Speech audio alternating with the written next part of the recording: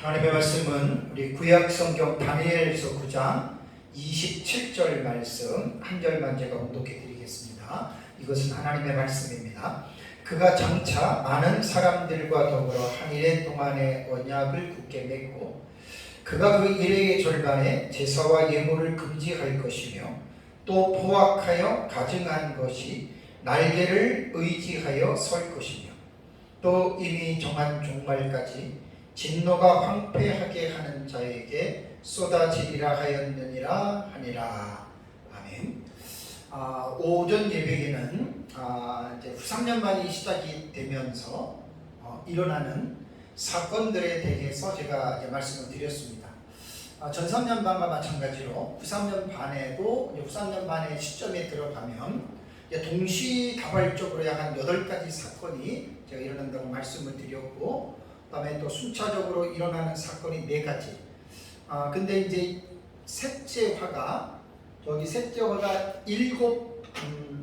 대접이잖아요. 그러니까 셋째 화라고 하는 7번째 나팔의 하나의 사건이지만 이 사건 속에는 7 대접이니까 7가지의 사건이 들어가 있는 거예요. 그래서 이제 오전에 제가 잠깐 말씀을 드릴 때 4가지 사건이라고 말한 것 중에서 한 가지 사건이 7번째 나팔이 결국 7 대접이니까 사건으로 본다면 그게 7에다가 8가지가 되는 거예요. 7번째 나팔은 거기에 또 7 대접이 있으니까 이제 그렇게 되는 것입니다. 그래서 이제 이번 시간에는 이제 후 3년반이 들어가면서 사건들이 동시다발적으로 그 다음에 또 그 외의 사건들이 일어나잖아요. 그 외의 사건들이 최소한 8가지에다가 8가지 하면 무슨 16가지죠. 그 이상의 사건들이 이제 후 3년반에도 이제 이렇게 일어나니까 거기에 대해서 이제 하나하나 제가 이제 그 사건에 대한 의미와 또 그 사건에 대한 본문에 대해서 제가 이제 주례를 이렇게 말씀을 드리겠습니다.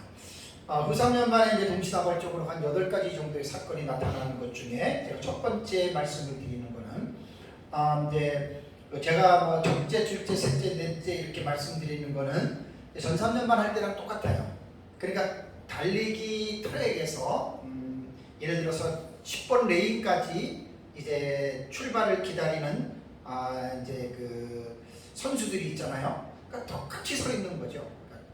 출발 총성과 더불어 10명이 동시에 이렇게 나가듯이 이제 사건은 제가 순서적으로 그냥 첫 번째, 두 번째, 세 번째, 네 번째 할 뿐이지 사실 일어나는 시간적인 의미는 동시에 일어나는 사건들입니다. 그걸 잘 이해하시면 됩니다. 그래서 이제 후 3년반에 어떤 사건을 먼저 내가 이렇게 말씀을 드려야 될까 생각을 하다가 적 그리스도의 평화 조약을 파기했다. 제가 오전에도 이제 잠깐 다니엘서 9장에 대해서 여러분들에게 좀 이제 말씀을 드렸는데 사실은 신약 교회가 또 아니면 이 세상이 앞으로 이 세상에 어떠한 일이 일어나는지에 대해서 아는 것은 여러분 참 매우 중요한 일입니다. 그래서 우리는 성경을 통해서 하나님이 예언하신 특히 말씀이 이 세상의 역사 세계에서 그 사건이 일어나니까 우리는 그 사건이 일어날 때에 하나님의 예언적인 의미를 여러분 우리는 되새기는 거예요.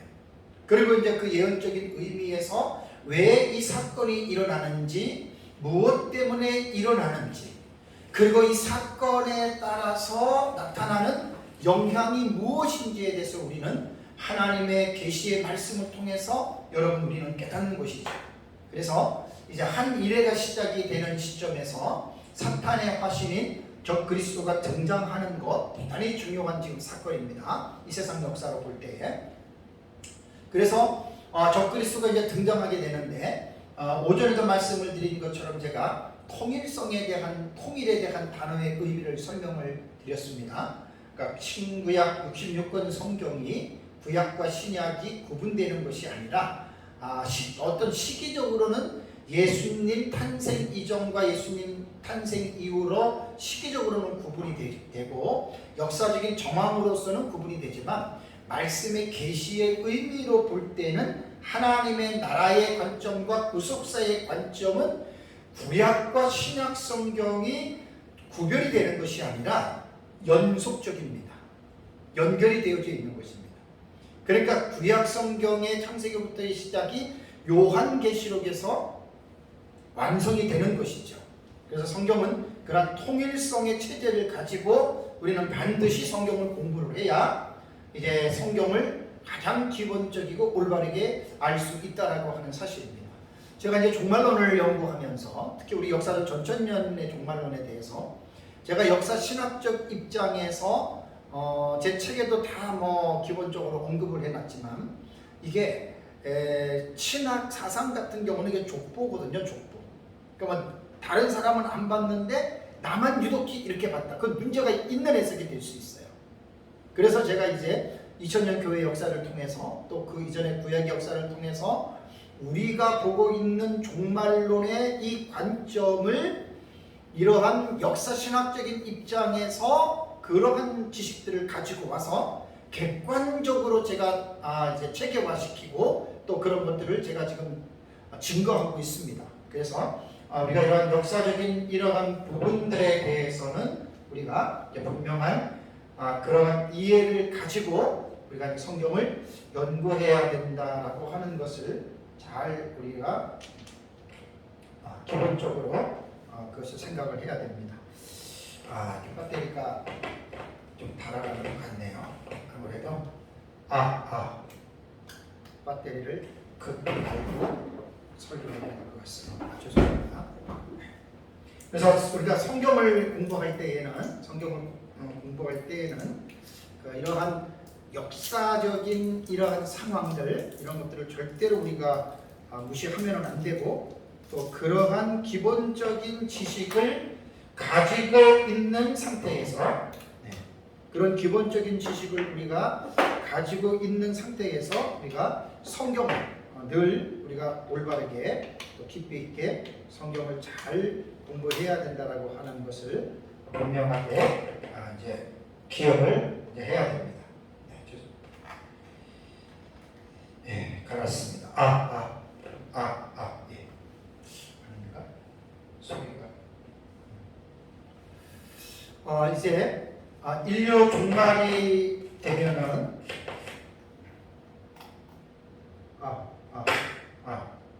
왜 이러지?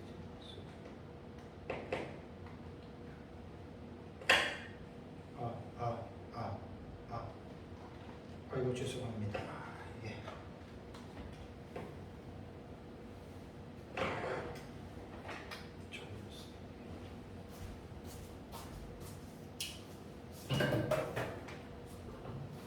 죄송합니다. 이 마이크로 좀 사용을 해야 되겠네요. 이제 인류 종말의 한 일회의 시점이 옵니다. 이것은 어떤 종말론 학파가 이렇게 말을 한 것이 아니고 특히 이제 많은 사람들이 오해하고 있는 것 중에 하나가 한 일회를 이야기하면 7년을 얘기하면 세대주의로 착각을 하는데 아니에요. 그러니까 아까 오전에도 말씀드린 대로 다니엘서 9장 71회의 계시에 한 일회를 말하고 있잖아요.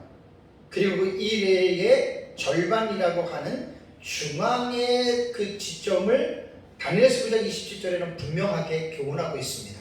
그래서 이제 전반부와 후반부, 그래서 7년의 전반부가 이제 전 3년 반, 그 다음에 날수로는 1260일, 달수로는 42달, 또 다른 표현은 다니엘과 요한계시록의 표현처럼 한때, 두때, 반때 다 같은 의미입니다.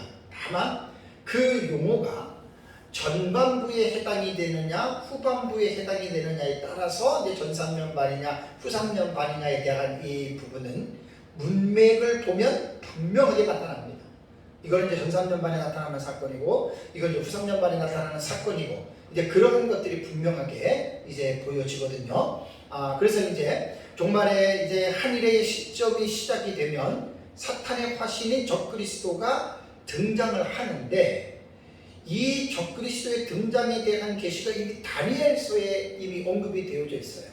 그리고 요한계시록에도 나오고 그래서 구약 성경과 신약 성경의 내용들을 우리가 통일성을 가지고 계시의 연속성, 계시의 연계성이라고 그러죠. 그래서 그걸 우리가 이제 성경을 통해서 우리가 이제 밝혀내는 것입니다. 특별히 다니엘서 7장에 보면 우리가 잘 아는 대로 바다에서 네 짐승이 올라오죠, 그죠? 네 짐승이. 그 네 짐승이 사자 같은 짐승, 공 같은 짐승, 표범 같은 짐승, 그 다음에 쇠로 된 이를 가지고 있는 무서운 짐승, 이렇게 네 가지가 올라오잖아요, 그죠? 그러면 다니엘서에서 지금 설명하고 있는 다니엘에서 설명하고 있는 그 짐승은 제국 자체를 말해요. 제국 자체를 말하고 그 제국에서 그 적그리스도는 어떻게 다니엘에서는 묘사하냐면 다니엘서 7장을 가면은 네 번째 짐승 있잖아요. 무서운 처리를 가진 그 네 번째 짐승이 보면은 짐승의 형상을 어떻게 표현을 했냐면 10뿔이 있고 그 10뿔 가운데 작은 뿔이 돋아난다라고 말을 했습니다. 그래서 다니엘서 7장을 읽어보면 다니엘서는 크게 3대지로 나눠지는데 첫 번째 대지에는 환상에 대한 부분을 설명을 했고 그것이 뭐냐면은 이제 절수로 말한다면요. 다니엘서 7장 1절에서 8절까지가 이제 그러한 내용입니다. 다니엘서 1장 7절에서 8절까지가 이제 그 다니엘서에 대한 이제 기본적인 14절까지죠. 다니엘서 7장 1절에서 14절까지가 이제 계시의 첫 번째 단락이라면 15절부터 22절까지는 그 계시에 대한 해석을 해줍니다. 1차적인 해석이 15절에서 22절까지 들어가고 그 다음에 23절부터 28절이 또다시 재해석이 들어가요. 그래서 이제 특히 첫 번째 대지에서 말한 네 번째 짐승의 10뿔을 이제 그 해석을 할 때에는 이제 그 뭐라고 이야기를 하냐면 10뿔을 열왕이라고 이제 다니엘서 7장 24절 가면은 세 번째 단락에서 해석을 해주는 거예요. 그래서 다니엘서 7장에서 나타난 적 그리스도는 바로 네 번째 짐승에서 10뿔 가운데에 돋아나는 작은 뿔, 그 작은 뿔이 바로 적 그리스도를 말을 한다라고 여러분 우리는 다니엘서에서 그거를 읽어낼 수가 있어야 됩니다.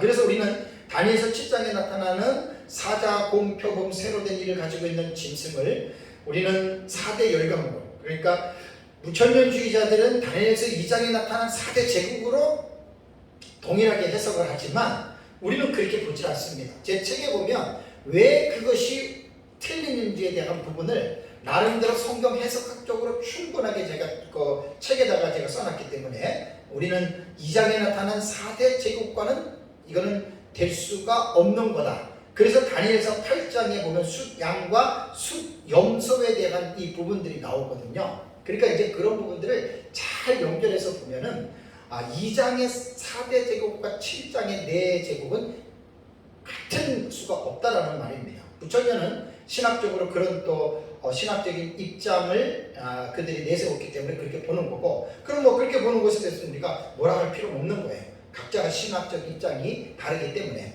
그래서 이제 우리는 다니엘서 7장에 나타난 네 짐승을 인류 종말에 나타나는 4대 열강으로 해석합니다. 그래서 이 4대 열강이 요한계시록을 가면은 전쟁을 하는 그 내용들이 나오잖아요, 그죠? 그래서 그 내용에서 가장 중요한 것은 다니엘이 예의주시하는 짐승이 네 번째 짐승이에요.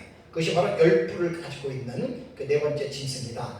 그래서 우리는 이제 그 네 번째 짐승이 7번째 제국을 대표하는 제국으로 보고, 그 7번째 제국 안에서 작은 뿔이 바로 적 그리스도다. 그러니까 열 왕을 작은 뿔이 돋아나서 새 뿔을 뽑고 자기 수하에 복종시키잖아요. 그러니까 작은 뿔이 결국은 7번째 제국의 통치자가 된다, 그 말입니다. 그래서 그렇게 생각을 하시면 됩니다. 그러면은 이제 이 적그리스도가 이제는 오늘 설교할 내용이 한 일의 조약을 파기한 게 후삼년반이 시작되는 거예요. 그 부분에 대해서 이제 말씀을 드리면서 서론적으로 좀 말씀을 드립니다. 우선 적그리스도는 요한계시록 13장 4절과 5절을 보면은 이제 한 일회가 시작이 될 때 용으로부터 이제 능력을 받아요. 전무후무한 능력을 받고, 그다음에 인류를 지배하는 제왕이 되는데 특별히 계시록 13장 4절과 5절을 보면은 42달 동안 일할 권세를 받는다. 그러니까 이게 42달은 뭐냐면 후3년 반이에요. 그게 후3년 만에 적그리스도가 철권 통치를 한다는 말이에요. 전 세계를 이제 지배하는 그런 능력을 어디로부터 받느냐면은 바로 사단으로부터 받는다라고 여러분 우리는 그 본문을 여러분 생각을 하게 됩니다. 그래서 후3년 반의 중요한 것은 아까 그 다니엘서 9장 20절 다시 한번 또 볼게요. 그가 장차 많은 사람들과 더불어 한 일 동안에 언약을 굳게 맺고, 이 말은 한 일회가 시작되고 전 3년 반이 시작이 됐어요. 그 다음에 나오는 것이 그가 그 일에게 절반이라고 하는 해치라고 하는 절반의 시점을 분명하게 다니엘서에서는 그 시점을 명시하고 있습니다. 그러면서 여기에서 보면은 한 일에는 제가 늘 말씀드리는 대로 문자적인 의미로 우리는 해석을 합니다. 이것이 바로 7년의 기간입니다. 그런데 다니엘서 9장에서 우리가 그 70일의 계시에서 뭘 봐야 되냐면 이 70일의 계시를 어떻게 이해하느냐가 상당히 사실은 중요합니다. 이 계시를 어떻게 이해하느냐에 따라서 이제 종말에 대한 그림이 달라지는 거예요. 그래서 우선 다니엘서 9장 27절을 보시면 그가라고 하는 3인칭 남성 단수가 나오잖아요. 여기서 말하는 그를 바로 우리는 적그리스도로 보는데 26절에 가면 26절에 적그리스도가 묘사가 됐느냐 안 됐느냐를 봐야 되는데 26절에 묘사가 되어져 있습니다. 자, 어디에서 되어져 있냐면 26절을 보시면 예순두 일회 후에 기름 부음 받은 자가 끊어져 없어질 것이며 그랬죠. 그죠? 오전에 제가 저 다니엘 그 70일에 대한 부분을 잠깐 말씀을 드렸는데 예순두 일회라면 앞에 7일회와 포함해서 지나간 거기 때문에 69일회가 되거든요. 그러니까 69일회가 지나가고 난 다음에 뭐라고 얘기했냐면 장차라고 하는 부사어가 나오죠. 그죠? 그런데 이 장차라고 하는 이 어떤 불확정한 시점을 가르치는 이 부사는 히브리 원문에 없습니다. 26절의 장차도 없고 27절의 장차도 히브리어 본문에는 나오지를 않아요. 근데 우리 한국어 성경을 번역하면서 장차라고 하는 이 부사를 삽입을 했거든요. 이것은 제가 중국의 학생한테도 물어보고 그 다음에 뭐 일본어라든가 뭐 영어라든가 이렇게 이제 찾아보고 보면은 장차라고 하는 부사는 안 나옵니다. 히브리어에 안 나오고 그 다음에 중국어에도 안 나오고 일본어에도 안 나와요. 제가 물어봤어요. 안 나와요. 꼭 우리말에만 이게 나온 거예요.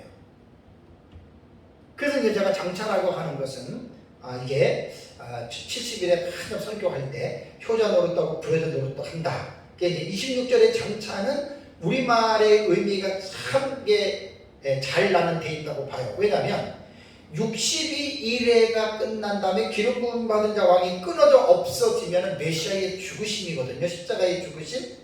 그리고 나서 그 이후라는 말인데 오전에 기억나세요? 연속 이론과 그 다음에 그 갭 이론 말씀드렸죠. 그죠? 컨티니어스 시오리하고 갭 시오리예요. 그러니까 연속 이론으로 볼 때는 69에서 70일회가 연결된다라고 보는 게 무천년의 해석이에요. 그리고 무천년의 해석은 곧바로 이제 예수님 공생에 의해서 그 다음에 디도 장군이 예루살렘 멸망할 때까지 그 26절을 근거로 그렇게 해석을 하는 거예요. 그렇지만 이걸 갭 이론으로 볼 때에는 여기서 말하는 장차는 어느 정도의 시간을 예측할 수 없는 시간적인 기간입니다. 그러니까 우리는 여기에서 갭 시오리의 갭 이론에 대한 근거를 두고 신약시대에 예수님이 죽으신 이후에 신약시대 전 기간 예수님의 재림할 때까지의 그 간격이 있다라고 우리는 보는 거예요. 그러고 나서 이제 여기에서 그 장차 뭡니까? 한 왕의 백성이 와서 뭘 합니까? 그 성읍과 성소를 무너뜨리려니와라고 여기서 말하는 그 성읍과 그 성소 정관사가 들어갔는데 여기에서는 바로 예루살렘 성전과 예루살렘 성읍과 예루살렘 성전을 말을 하는 거예요. 다른 곳을 말하는 게 아니에요. 그래서 여기에서 그렇다면 한 왕과 그의 백성이 등장하는데 한 왕은 누구고 그의 백성은 누구고 이들이 등장하는 사건적으로 볼 때는 이 시기가 언제냐에 대한 이 부분의 해석을 명확하게 해야 되거든요. 그래서 제 책의 70일의 계시에는 이 부분을 아주 자세하게 제가 주의를 해놨습니다. 우선 여기서 그 본문을 해석하는 두 가지 방식이 있습니다. 뭐냐면 근접 미래와 아주 먼 미래로 이 본문을 해석을 합니다. 근접 미래라고 하는 것은 전통적 메시아 해석법자들이 말하는 무천년의 해석인데, 주후 70년에 로마의 디도 장군이 예루살렘 성을 무너뜨림으로써 이미 이 70일의 계시는 성취가 되었다, 이렇게 보는 거예요. 근데 일부 역사적 전천년주의자들도 26절 이 패러그래프 B 부분에 장차 한 왕의 백성이 와서 그 성읍과 성소를 무너뜨리는 것을 역사적 전천년주의도 무천년과 같이 AD 70년 디도 장군에 의한 예루살렘성 함락으로 본다, 그 말입니다. 이거는 근접 미래, 가까운 미래적인 해석이고, 또 하나는 아주 먼 미래, 이것은 아주 오랜 시간이 지난 다음에 일어나는 일이다. 요 먼 미래적인 해석이 바로 우리 역사적 전천년에서 제가 해석하는 예수님 재림 직전까지로 가는 갭 시어리에 해당되는 이론이에요. 그래서 신학시대의 전 기간을 포함하고 예수님 재림 직전으로 넘어가서 그때 한 왕과 그의 백성이 예루살렘 성읍과 예루살렘의 성소를 무너뜨릴 것이다. 이거 충분하게 해석에 일리가 있습니다. 이 해석이 잘못된 게 아니에요.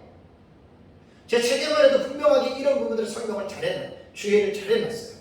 그러니까 우리는 먼 미래로 보기 때문에 우리는 요한계시록과 다니엘서와의 관계라든가 이런 부분들이 우리는 여기서 먼 미래로 보기 때문에 한 왕은 우리는 로마의 디도 장군으로 볼 수가 없습니다. 로마의 디도 장군으로 보는 게 아니에요. 근데 다니엘서를 연구하다 보면 다니엘서에서 강조하는 한 일의 사건들 나오잖아요. 그럼 이 사건들이 어디를 강조하냐면 후 3년 반에 일어나는 사건들을 다니엘서는 강조를 하는 거예요. 그래서 여기 26절부터는 한 왕의 백성이 오는 것을 우리는 한 왕을 27절의 3인칭 남성 대명사인 그가 적그리스도로 동일하게 해석을 하는 거예요. 그러니까 26절의 패러그래프 B의 부분에 보면은 한 왕의 백성은 적그리스도의 그 군사들을 말을 합니다. 그래서 적그리스도의 그 군사들이 예루살렘 이스라엘을 침공할 것이다. 이것은 제가 이제 성지순례 그 성경의 땅 이스라엘 3년 전에 제가 처음 좀 갔었죠. 너무나 좀 잘 갔다 왔습니다. 갔다 오고 여러 가지의 어떤 그 뉴스라든가 책이라든가 그런 내용으로 볼 때 3차 대전의 화약고는 이스라엘이 그건 분명합니다. 이스라엘로 인하여 3차 대전은 결국은 이제 확정이 될 것이고 이제 그 분명하게 저는 그렇게 보고 있는데요. 그러니까 이제 이 말씀들이 그렇게 지금 연결이 되는 거예요. 뭐 일부 무천년주의자들은 이렇게 예루살렘이 이렇게 성전이 재건이 되고 그 다음에 거기서 유대인들이 다시 성전을 회복시키고 거기서 제사를 드리는 것에 대해서 아주 좀 평가절하하는데 여러분 그렇지 않습니다. 이스라엘이라고 하는 나라의 역사를 잘 한번 살펴보세요. 지금 이스라엘 백성들 정통 유대인들의 꿈이 뭔 줄 아세요?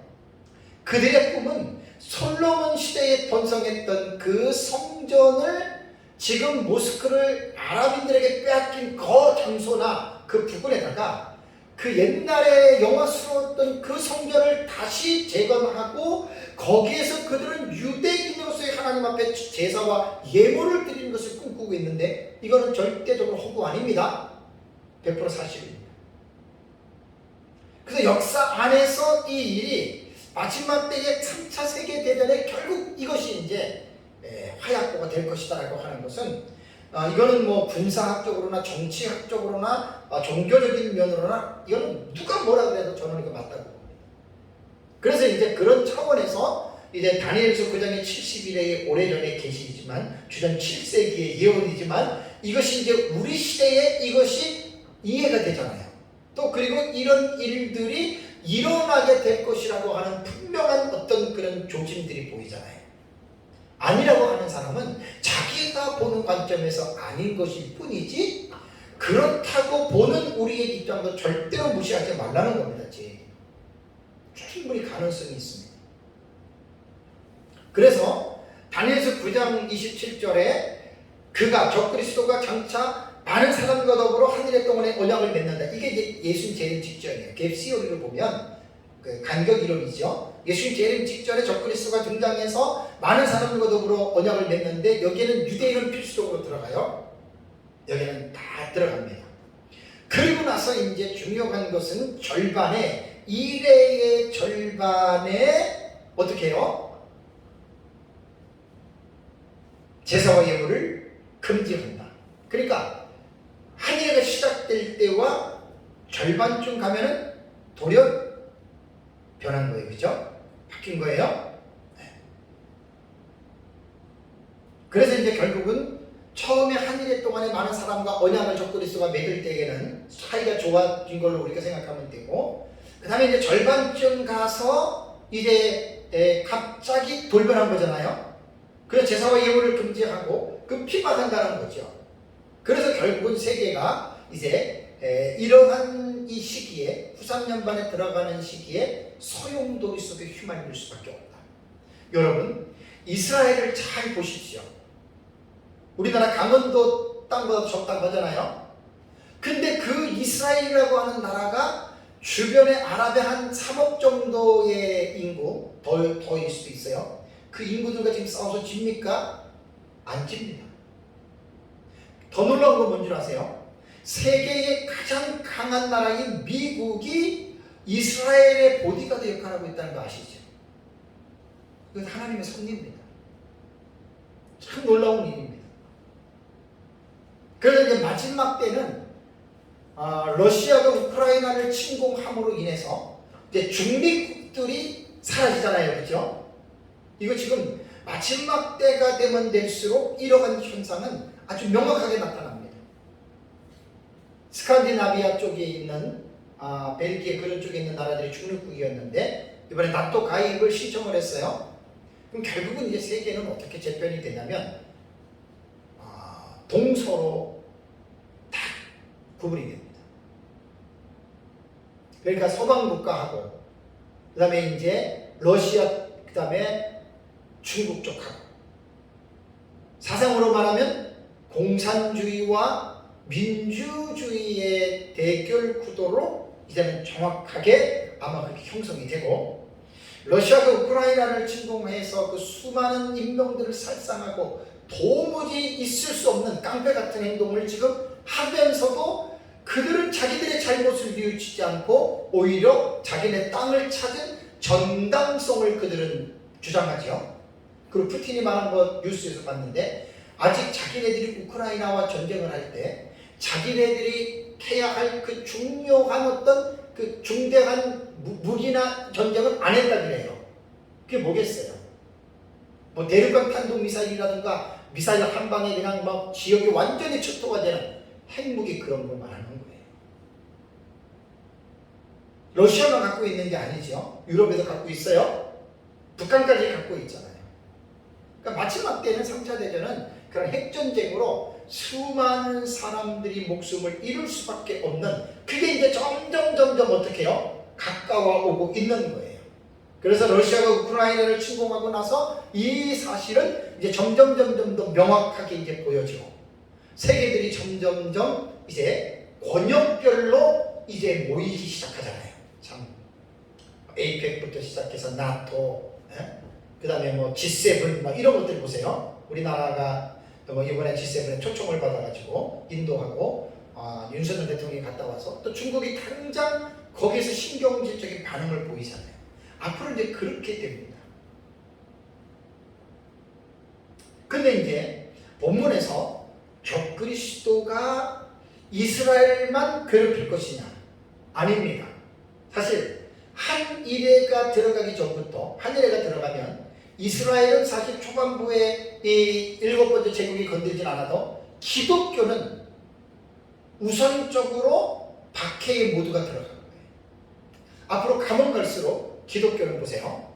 이제 세계적인 어떤 그런 차별금지법이라던가 그 외에 여러 가지 세상의 법들이 결국은 기독교를 이제 코너로 몰고 가서 결국 기독교를 박해하는 구도로 이 세상의 역사가 변해간다고 하는 것 여러분 잊어버려서는 안 됩니다. 그렇다면 왜 일곱 번째 제국이 적그리스도의 국가고 적그리스도가 나타나면 왜 적그리스도가 교회를 괴롭힐 것이냐? 이것은 어디에서 우리가 근거를 찾냐면 구약 시대의 일곱 짐승 국가, 6가지 짐승 국가 있잖아요, 그죠? 애굽, 아수르, 바벨론, 메데바사, 헬라, 로마. 이 짐승 국가들의 공통점이 뭔 줄 아세요? 하나님의 선민들을 괴롭히는 데 있었다는 게 공통 분모예요. 마찬가지로 일곱 번째에 나타나는 이 적그리스도의 국가는 하나님의 선민인 교회를 박해하고 그 다음에 육신적인 이스라엘의 혈통인 유대인들을 반드시 박해하는 것이 일곱 번째 제국이 하는 중요한 일이라고 하는 것을 여러분들이 꼭 기억을 하셔야 됩니다. 그래서 다시 한번 26절을 보세요. 9장 26절에 장차 하나님의 백성이 와서 그 성과 성소를 무너뜨리려니와 일곱 번째 제국이 이스라엘 침공해서 이스라엘을 제압한다라고 하는 그렇게 보면 됩니다. 그 다음에 이제 27절에도 한 해 동안의 언약을 굳게 맺고 그 다음에 그가 그 이레들만의 제사와 예물을 금지할 것이며 라고 말했습니다. 유대인들의 종교를 여기서 그들이 막는 거예요. 그 다음에 말이 뭐죠? 또 포악하여 가증한 것이 날개를 의지하여 설 것이며 라고 하는 이 말은 예루살렘 성전 안에 우상이 들어설 것이라고 하는 말입니다. 이 부분은 포악하여 가증한 것이 날개를 의지하여 선다라고 하는 말은 예루살렘 성전 안에 우상이 들어설 것이다. 자, 그럼 종말론을 연구하다 보면 데살로니가 후서 2장과 3절 4절 안 짜져도 여러분 아시죠? 하도 많이 말을 해서 바울이 데살로니가 교인들에게 뭐라 그랬습니까? 누가 어떻게 하여도 너희가 미혹되지 말라. 먼저 배교하는 일이 있고 그 다음에 저 불법의 사람 곧 멸망의 아들이 나타나기 전에는 그날이 이르지 아니하리니 예수님 재림하지 않는다는 이야기거든요. 그럼 예수님 재림 직전에 어떠한 사건이 이 지상세계에 나타나냐면 불법의 사랑과 멸망의 아들이 나타난다. 그러면 그 불법의 사랑과 멸망의 아들이 나타나서 뭘 하느냐? 데살로니가 후서 2장 4절에 보면은 그 위에 자기를 높이고 이 사람이 하나님의 성전에 앉아 자기를 하나님이라고 내세우느니라 라고 이렇게 바울은 말을 했습니다. 그러니까 적그리스도가 예루살렘 성전에서 자기가 그 성전에 앉아가지고 우상을 세워놓고 내가 하나님이다라고 이렇게 지금 말한다는 거예요. 이거를요 무천년주의자들 입장에서 세대주의자들이 쓸데없는 얘기한다는데 그거는 그 사람들이 잘못 생각하는 거예요. 여러분 이 세상이 임금이 사탄이에요. 사탄이 임금이에요. 그리고 하나님 믿지 않는 나라, 하나님 믿지 않는 사회는 사탄이 지배하거든요. 사탄이 최종적으로 하는 일이 뭐겠어요? 계시록 13장을 보면은 사탄이 땅에 있는 모든 사람들로부터 자기가 경배를 받기 위한 거거든요. 근데 사탄은 영적인 존재이기 때문에 자기가 직접 나타나지 않고 자기의 화신을 세우는데 그게 바로 적그리스도라고 하는 거예요. 계시록 여러분 13장 4절을 보세요. 계시록 13장 4절을 보시면 용이 짐승에게 권세를 주므로 이 용은 사탄입니다. 사탄이 짐승에게 권세를 줬다라고 하는 말은 적그리스도에게 권세를 줬습니다. 자, 주므로 뭐라 그래요? 용에게 경배하며 짐승에게 경배하며 이 말은 본문에서는 이 경배하는 사람들이 누구인지는 정확하게 묘사되지 않았지만 세상 사람들을 말하는 거예요. 그러니까 사탄이 세상 사람들로부터 경배를 받고 자기에게 권세를 준 적그리스도도 세상 사람들로부터 경배를 받는다라고 하는 말입니다. 그 다음에 6절을 보시면 13장 6절을 보시면 짐승이 입을 벌려 하나님을 향하여 비방하되 적그리스도예요. 그 그의 이름과 그의 장막 곧 하늘에 사는 자들을 비방하더라. 적그리스도. 그 다음에 7절에 뭐라고 그랬죠? 또 권세를 받아 성도들과 싸워 이기게 되고. 이게 후삼연반 상황이에요. 여기에서 말하는 성도는 예비처에 들어가지 못한 여자의 남은 자손들 구원받은 자들을 말하게 돼요. 중요한 거는 뭔지 아세요? 8절의 마지막에 뭐라고요? 이 땅에 사는 자들은 어떻게 해요? 다 그 짐승에게 경배하리라.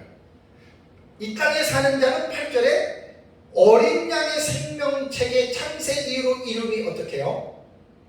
기록되지 못한 자들, 불신자들, 불택자들입니다. 이들은 다 적그리스도를 하나님으로 경배한다. 여기서 경배는 헬라어로 프로스퀴네오예요. 예배를 드릴 때 사용하는 단어입니다. 우리 성도가 하나님을 예배할 때 프로스퀴네오라고 하는 단어를 사용을 하는데, 여기에서는 짐승에게 경배한다라고 하는 말은 세상 사람들이 적그리스도를 하나님처럼 예배한다라고 하는 이제 그러한 말입니다. 그래서 우리는 적그리스도에 대해서만큼은 분명하게 구약 성경에서 이 적그리스도를 분명하게 여러분 우리가 이해를 해야 되고, 이 적그리스도가 어떻게 후삼년반에 아까 그 다니엘서 9장 7절에 1회의 절반이라고 하는 이 부분을 27절에 말씀을 했기 때문에 그 1회의 절반에 해당이 되는 후삼년반에 과연 어떠한 일이 일어날 것인지를 분명하게 여러분 우리가 성경을 통해서 정리하고 있어야 됩니다. 자, 다니엘서 9장을 다시 한번 가보시면은, 9장을 가보시면은 그 장차한 왕의 백성이 나오죠, 그죠? 26절에 장차, 그 다음에 한 왕의 백성이 와서 그 성과 성소를 무너뜨리려니와 라고 하는 이 말은 후삼년반에 일어나는 사실입니다. 다음에 또 뭐죠? 그의 마지막은 홍수에 휩쓸릴 것 같을 것이며, 두 가지 사건이에요. 그의 마지막은 적그리스도의 마지막이 하나님의 심판을 받는다, 그 말이고, 또 세 번째는 뭐죠? 또 끝까지 어떻게 해요? 전쟁이 있으리니 황폐할 것이 작죠. 이게 다 후삼년반에 일어나는 거예요. 계속해서 전쟁과 전쟁이 꼬리를 물지 않고 일어나거든요. 그러다가 심판을 받는 거거든요. 다음에 27절을 보시면은 그가 장차 많은 사람하도록 한 일 동안의 언약을 굳게 맺고, 이것은 전삼년반 시작할 때 일어나는 사건, 요거 하나만 그냥 한 일의 시작점에 말할 뿐이지 나머지는 다 후삼년반이에요. 그 다음에 그 일의 절반에 제사와 예물을 금지할 것이고, 이거 후삼년반에 일어나는 거예요. 또 그 다음에 뭐죠? 또 포악하여 가증한 것이 날개를 의지했을 것이며, 이게 하나님의 성전에서 우상, 자기가 하나님이라고 내세운다 그랬죠, 그죠? 바울의 말과 이것도 후삼년반에 일어나고, 다음에 마지막에 또 입이 정한 종말까지 진노가 황폐하게 하는 자에게 쏟아지리라. 적그리스도가 심판을 받는다, 그 말이에요. 그래서 26절을 제가 편의상 패러그램을 4개로 갈랐어요. A, B, C, D. 27절에도 A, B, C, D 이렇게 가르면 26절에 장차한 왕의 백성부터 여기에서 26절에 3가지가 나오고 27절에 4가지가 나오는데, 이 7가지 중에 27절에 첫 번째 해당하는 많은 사람과 더불어 한 일의 언약을 맺는, 이것 빼놓고 나머지 6가지는 다 언제 일어나는 사건이라고요? 후삼년반에 일어나는 사건이에요. 후삼년반에. 다니엘서를 제가 연구를 하다 보니까 다니엘서는 한 일의 시점을 명확하게 이야기를 하면서 전 3년반에는 사건이 일어나는 게 거의 없어요. 그냥 27절에 A 반절에 그냥 한 일에 또 원년에 요거 뺏기는 없고, 거의 다 나머지는 뭐냐면 후삼년반 대환란에 적그리스도로 말미암아 이루어지는 이러한 환란들, 심판들, 이러한 것들을 지금 말하고 있다고 하는 말입니다. 자, 다음에 다니엘서 11장을 가보세요. 다니엘서 11장, 다니엘서 11장 그 36절을 보면은요, 여기 보면 그 왕은 이라는 말이 나오잖아요, 그죠? 네? 그 다음에 그 37절에도 그가, 그 다음에 39절에도 그는 이렇게 말이 나오잖아요, 그죠? 3인칭 남성 대명사 나와요. 그 다음에 40절에도 마지막 때가 나오면서 41절에 그가, 42절에도 그가, 43절에도 그가, 45절에도 그가. 그러면 36절부터 45절까지의 내용은, 그러면 그 다니엘서 11장을 1절부터 보면은 바사에서 세 왕들이 나오는데 그 중에서 그 넷째가 아주 힘이 부요한데 헬라국을 칠 것이라고 나오잖아요, 그죠? 여기에서 이 헬라국을 치다고 하는 바사에서 세 번째 왕 누구냐면 아하수에로 왕을 말합니다. 여기에서 아하수에로 왕이 헬라를 친다라고 하는 말은 아하수에로 왕이 그 헬라를 그리스 1차 침공해서 테르모필레 영국 전투 있잖아요, 그죠? 아하수에로 아버지가 다리오예요. 다리오는 주전 490년에 헬라를 1차적으로 침공합니다. 그게 뭐냐면 마라톤 전쟁이 있잖아요. 그러니까 쉽게 말하면 중국 군대가 북한을 쳐들어갔다가 진 거로 생각하면 돼요. 아하수에로가 다리오가 490년에 그리스를 1차 침공해서 마라톤 전쟁에서 패하고, 그 다음에 그의 아들이 누구냐면은 다리오예요. 다리우스 히스타스페스. 그 다리오 왕이 480년에 이제 2차로 그리스를 침공했다가 갔다가 테르모필레 협공하고, 그 다음에 그 해전이 무슨 해전이죠? 네? 살라미스 해전에서 패하죠, 그죠? 살라미스 해전에서. 그게 이제 말하는데, 여기 본문에서 말하는 것은 이제 그 다리우스 히스타스페스가 아니라 아하수에로를 말합니다. 자, 헬라국을 치고 나서 그 다음에 이제 3절에 갑자기 장착한 능력 있는 왕이 나오죠. 이게 바로 헬라의 알렉산더 대왕입니다.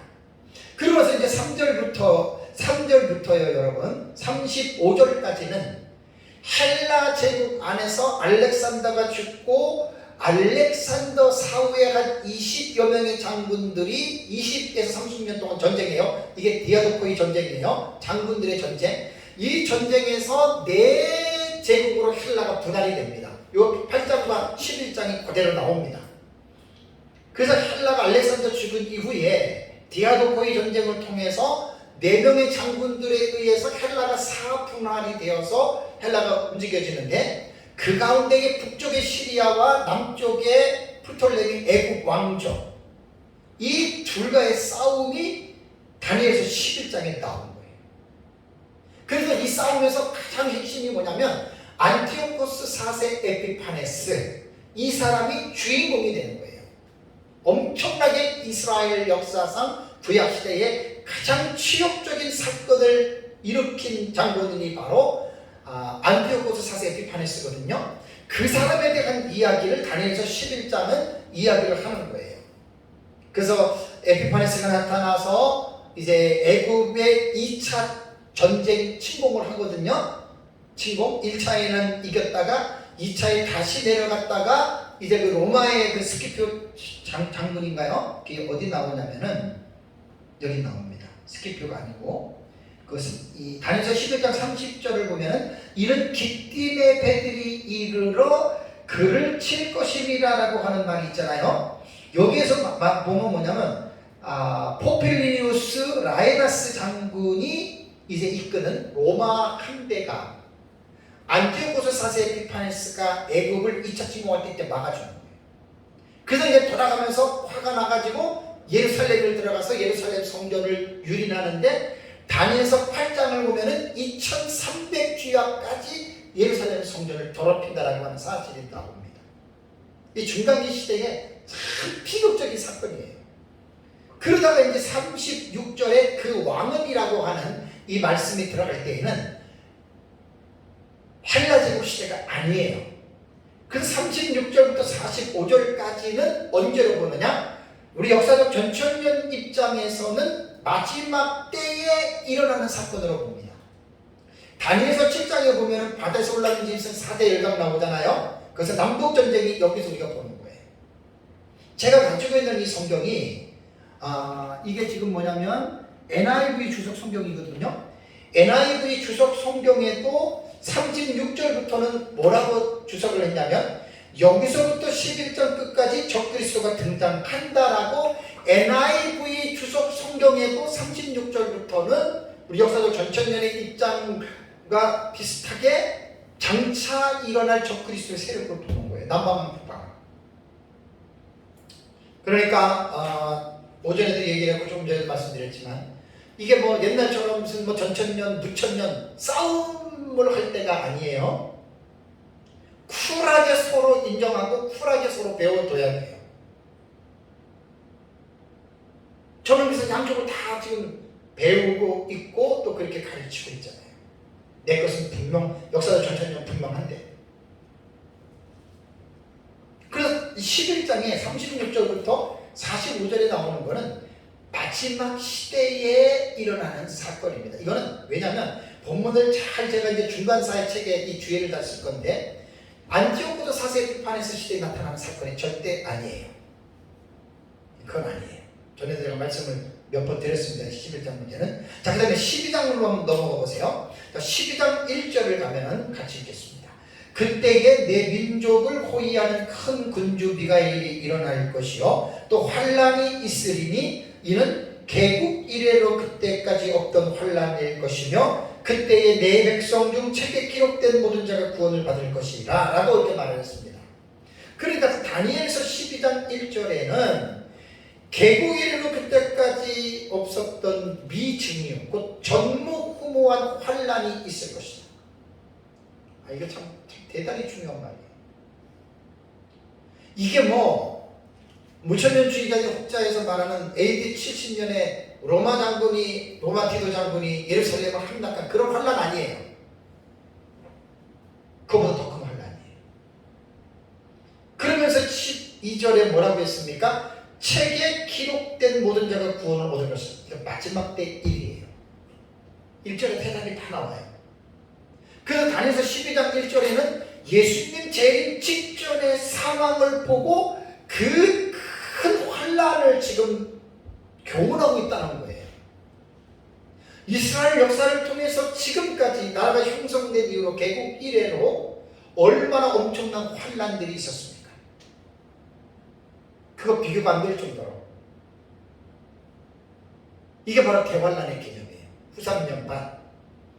마태복음 24장 21절에도 예수님이 천지 창조 이후 이런 환란이 없을 것이다.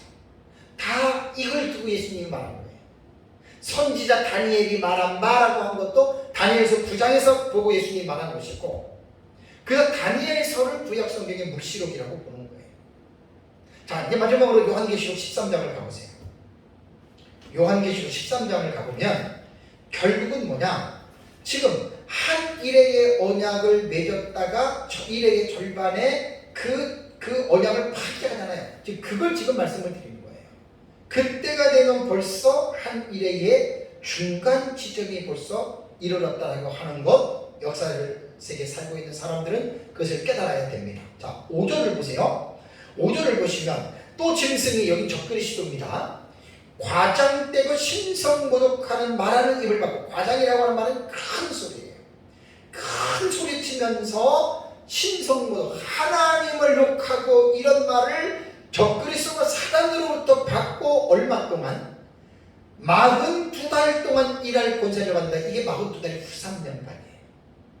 물론 적그리스도는 전 3년 반에도 세계를 통치하지만 후 3년 만에 철권 통치가 이제 주어진다라고 하는 말입니다. 그 다음 6절에도 보면 짐승이 입을 벌려, 적그리스도가 입을 벌려 하나님을 향하여 비방하되 그의 이름과 그의 장막 곧 하늘에 사는 자들을 비방한다. 당연한 거죠. 그 다음에 7절에 또 권세를 받아 성도들과 싸워 어떻게 해요? 이기게 되고, 여기서 후 3년 반 상황을 잘 이해해야 됩니다. 이미 촉대교회에서 황충하에서 승리한 사람들은 예비처에 있기 때문에 싸움의 대상이 안 돼요. 예비처를 들어가지 못한 여자의 남은 자손들과 싸워서 그들은 이길 수가 있어요. 왜? 그들은 하나님의 말씀에 불순종하면서 살았던 사람들이기 때문에 마지막 때에는 이길 수 있는 힘이 없어요.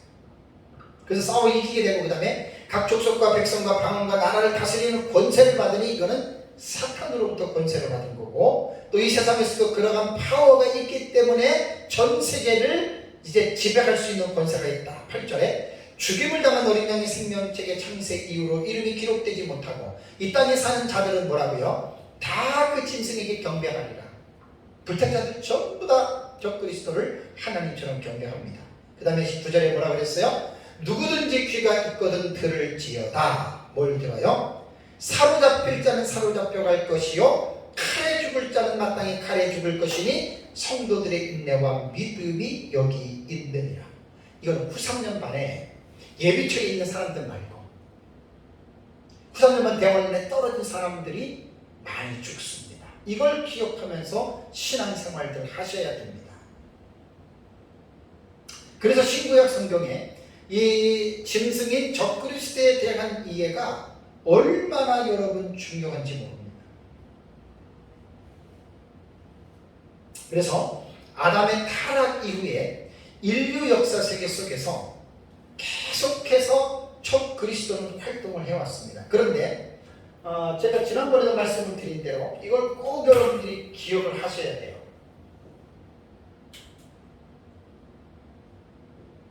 안티 크리스토스하고 안티 크리스토이, 이거는 구분을 하셔야 돼요. 오스는 단수고 오이는 복수입니다. 그러니까 이게 그리스도를 대적한다라고 하는 헬라어 단어거든요. 요한일서 2장 15절인가 18절인가요? 요한이 그랬잖아요. 너희가 적그리스도가 오리라 한 말을 들었거니와 라고 했을 때 안티크리스토스예요. 그러니까 사도 요한은 이미 이스라엘 사회 속에서는 인류 종말의 적그리스도라고 하는 단수입니다. 마지막 때에 등장하는 딱 그 사람이 오리라 한 것을 너희가 들었으나 지금은 많은 적그리스도들이 안티크리스토예요. 적그리스도들이 나타나서 지금 세상을 어지럽힌다. 그러니까 적그리스도는 두 가지 개념을 생각해야 돼요. 자, 그리스도를 대적하는, 구약 시대로 말한다면 안티가시죠. 하나님을 대적하는 사람들은 옛날부터 꾸준히 지금까지 진행되어 왔어요. 그 적그리스도들, 이거는 예를 들어서 이 사람들은 모형으로 보시면 돼요. 그림자. 마지막 때에 나타나는 실체가 누구냐? 안티크리스토스. 우리가 지금 말씀드리는 다니엘서 9장에서 70일의 계시에서 그가 한 왕이라고 하는 그 3인칭 남성 단수, 그 사람. 다니엘서 11장에도 36절부터 45절까지 나타나는 그라고 하는 3인칭 남성 단수. 그게 마지막 때에 등장하는 적그리스도를 말합니다.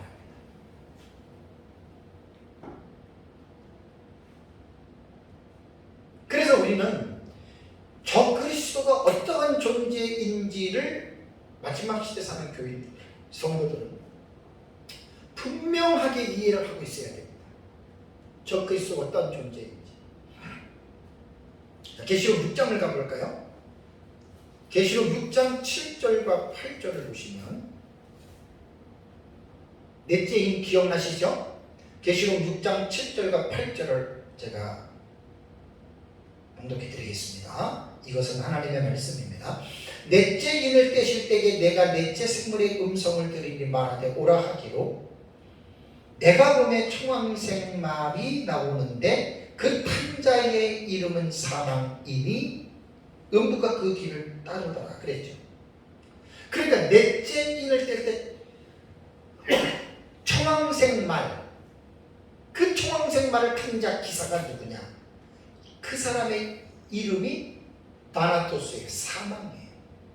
뭔가 좀 이상하지 않아요? 색깔 자체도 그 청황색, 그런 늘 푸른 색깔, 그 짙은 색깔 그런 거 있잖아요. 네? 색깔도 그런 색인데 그 말을 탄 기사의 이름도 사망, 다나토스, 죽음이에요.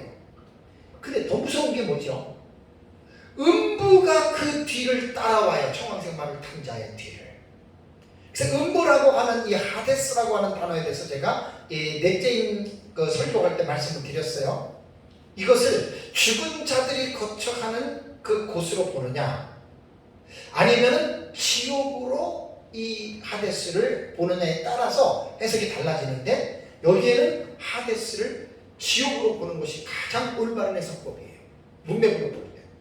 그러니까 넷째 인을 뗄 때 그 탄 기사가 사망인데 어디에 죽음으로 그 뒤가 따라가느냐? 지옥의 죽음이 그를 따라간다 그 말이에요. 그래서 넷째 인은 누구냐면 결론적으로 적그리스도의 계시라고 지난번에 말씀을 드렸습니다. 어마어마한 무시무시한 자죠. 그러니까 아까 계시록 13장에서 봤을 때처럼 용이 이 적그리스도에게 전무후무한 권세와 권능을 부어주죠. 그래서 적그리스도가 이러한 권세를 가지고 결국은 마지막 때 사탄의 화신이잖아요. 그래서 마귀가 예수님 재림하면 천년왕국 끝나고 자기가 이제 멸망할 것을 알기 때문에 최후의 발악을 하는 거예요. 최후의 발악을 하는데 사탄도 자기의 화신을 세우는데 그게 바로 적그리스도라는 거예요.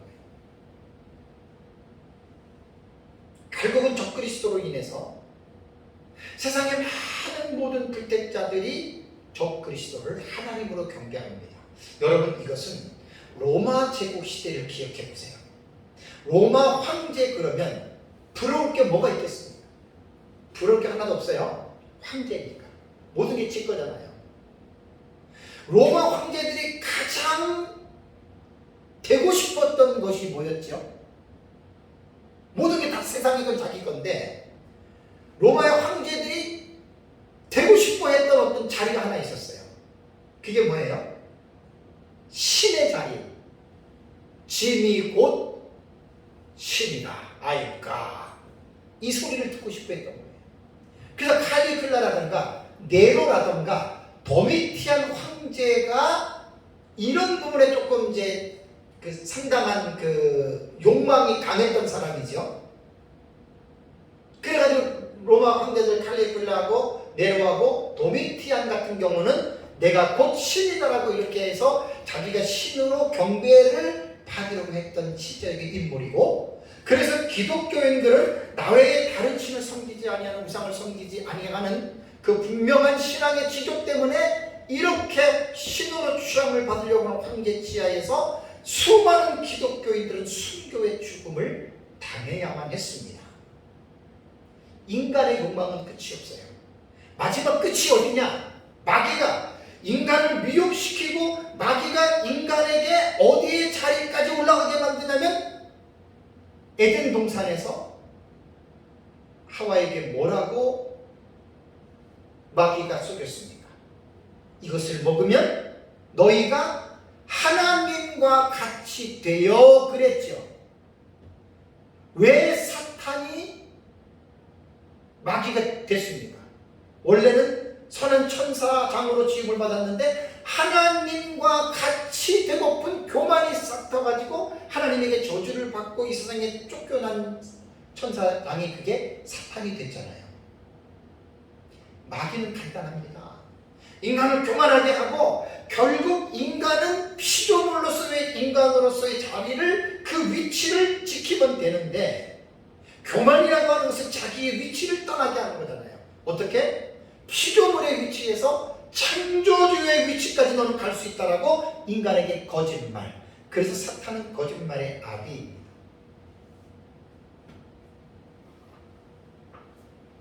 그래가지고 결국 적그리스도가 아까 데살로니가 후서 2장 3절에 사도 바울이 말한 것처럼 불법의 사람 멸망의 아들이 하나님의 성전에 앉아 자기가 하나님이라고 주장한다, 바로 그 말이에요. 이게 여러분 적그리스도에 대한 본성입니다. 본 모습입니다. 이걸 누가 하냐면 마귀가, 사탄이 이런 일들을 수덕수덕 부추기는 거죠. 그래서 결국 마지막 때는요, 우리가 이제 마지막 때를 살고 있는데 앞으로 점점 가면 갈수록 이 세상에서는 그레이트 킹이 나타납니다. 슈퍼 킹입니다. 그런데 그 사람이 전 세계에 영향력을 끼치는, 이건 충분히 가능합니다. 충분히 가능합니다. 결국 그 사람이 사탄이 이제 그에게 많은 권능을 줘서 너가 하나님이야. 결국 사탄은 적그리스도 속에서 세상 사람들로부터 하나님으로 경배를 받는 거예요. 그게. 사랑하는 성도 여러분, 요한계시록을 우리가 지금 이제 집중적으로 공부를 하고 있는데, 우리 교회처럼 이렇게 요한계시록 깊이 있게 공부하는 교회들은 아마 거의 없을 겁니다. 이단과 사이비 빼놓고. 우리 지금 몇 년째입니까? 제가 또 하나님의 특별한 사명으로 계속 지금 이제 연구하고 또 책을 계속 또 내야 되고 이런 입장이기 때문에 지금 이제 이런 부분에 대해서 분명하게 지금 우리가 계속해서 지금 반복적으로 공부를 하고 있습니다. 어쨌든 오늘 본문의 말씀을 잘 기억하면서 후삼년반이 시작되는 그 시점에 한 8가지 정도의 사건이 동시다발적으로 나타났는데, 오늘은 첫 번째 사건이 뭐라고요? 적그리스도가 일행의 절반에 평화 조약을 어떻게 한다고요? 파기시켜버린다. 그럼 그 대부분 사람들이 그렇게 말하면 세대주의라고 얘기를 하는데, 다니엘서 9장 27절에 나오잖아요. 일행의 절반의 제사와 예물을 금지한다. 그러면 27절 A절에 한 일 동안에 언약을 굳게 맺는다. 그리고 일행의 절반의 돌연 변심된다. 그걸 갖고 지금 평화 조약을 파기한다, 이렇게 지금 말을 하는 겁니다. 세대주의가 그런 말을 했다고 해서 없는 것을 세대주의가 만들어 놓은 것이 아니라, 세대주의도 이단은 아니에요. 세대주의도 성경을 보면서 그 성경의 내용을 가지고 말을 하는 거예요. 무천년 입장에서는 전혀 그런 것들과 상관이 없고, 종말론에 대한 신학적 입장이 다르니까 미래적으로도 보지 않고 사건으로 보지 않으니까 그렇지만, 우리 역사적 천천히는 그대로 우리가 문자적으로 봅니다. 어쨌든 이제 후삼년반에 들어와서 이제 제가 설교를 합니다. 후삼년반에 들어와서 일어나는 사건들을 보면서 몇 달 정도 더 한 다음에 종말론은 제가 진짜 이번에는 설교를 마치고 이제 에베소서 원어 주해 설교를 합니다. 원문 가지고 제가 이제 준비해서 에베소서에 대한 좀 부분을 가지고 이제는 좀 여러분들과 같이 좀 은혜도 나누려고 하니까 기도해 주시고요. 어쨌든 요한계시록을 공부할 때는 분명하게 우리가 이제 준비하고 깨닫고 이해하고 예수님의 재림을 준비하면서 남은 삶을 또 믿음으로 이렇게 승리하는 삶을 살아가시기를 주님의 이름으로 축복합니다. 다 같이 함께